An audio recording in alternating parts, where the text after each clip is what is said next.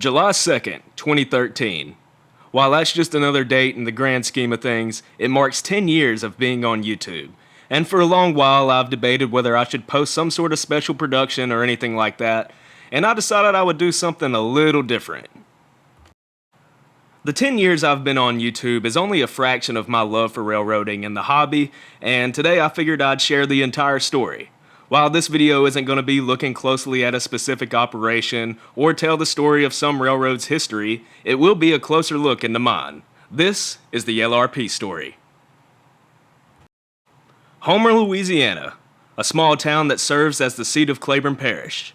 While to many it's a simple drive-through town via Highway 79, this is home. While the highlight of Homer is its square, which features a historic courthouse and an excellent Mexican restaurant, it also serves as headquarters for the small short line, the Louisiana and Northwest. Some of my first memories of being around the railroads would be on the hood of my papa's truck, watching as the red and yellow locomotives would roll by. Every day after school, if I heard the sound of an air horn, I would quickly begin to beg for either of my parents or grandparents to drive me to the closest crossing. Though I wouldn't just see trains around my hometown. My family would constantly take me on all kinds of trips to ride passenger trains all over the place. There's no telling how many miles were put on this 2006 Buick that my grandma had. My family could not have been more supportive of my unique hobby. I mean, my parents paid a ton of money for me to attend a rail camp for 2 summers. So if any of the family is watching this episode, know I will always appreciate what y'all did for me, and I love y'all. While I wasn't out by the real thing, chances were good that I was playing with toy trains or watching DVDs about them. One of the staples of my childhood would be the top quality rail productions that blessed the 1990s. Pentrex DVDs were highly detailed and some of the most professionally made railroad videos you could get your hands on. While the narration went into great detail of specific operations, I was really too young to understand what any of it meant, but I could recognize that voice in an instant. Around the age of 10 or 11, I was introduced to railfan YouTube videos. It's impressive how much YouTube really changed the game. Now, just about anyone could share their footage of railroad operations, and a much greater variety of locations could be found. It wouldn't be long before I wanted to film my own train videos of stuff that I saw. Eventually, my grandparents would buy me a small starter video camera. I wish I could tell you the exact model, but it was held vertical and was the shape of a rectangle, and the brand was Kodak. It had the recording capabilities of a whopping 360p resolution. After months of filming stuff, a thought came into my head.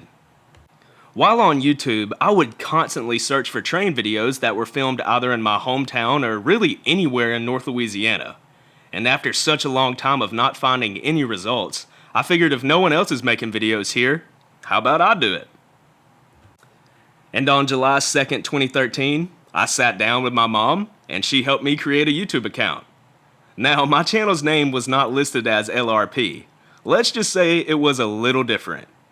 So coming up with a username at the time was such a big deal for me.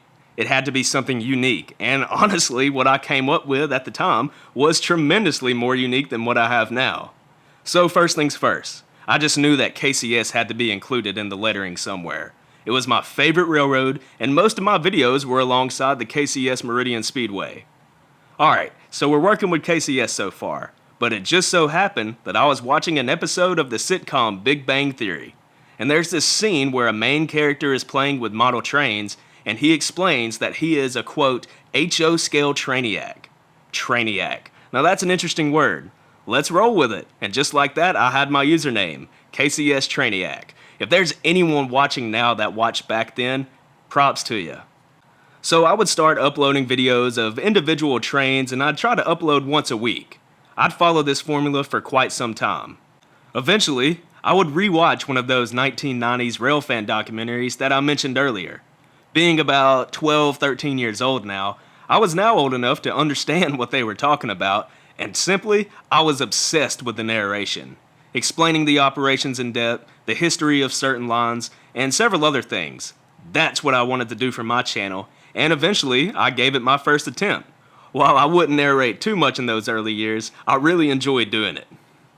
Here's a clip of a very old video of mine that I narrated. It's private now, but I've debated putting it public just to see how far I've come.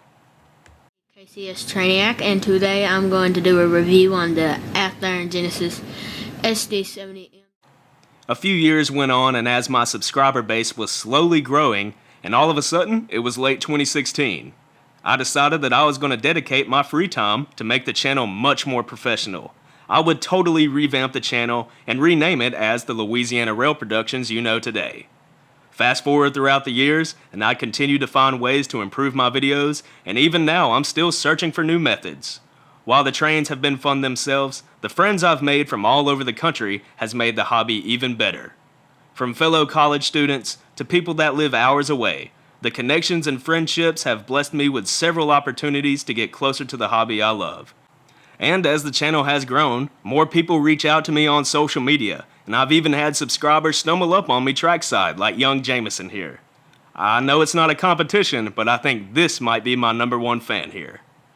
All of the comments, views, messages, and really everything have been truly humbling, and I will forever be grateful to each and every one of you.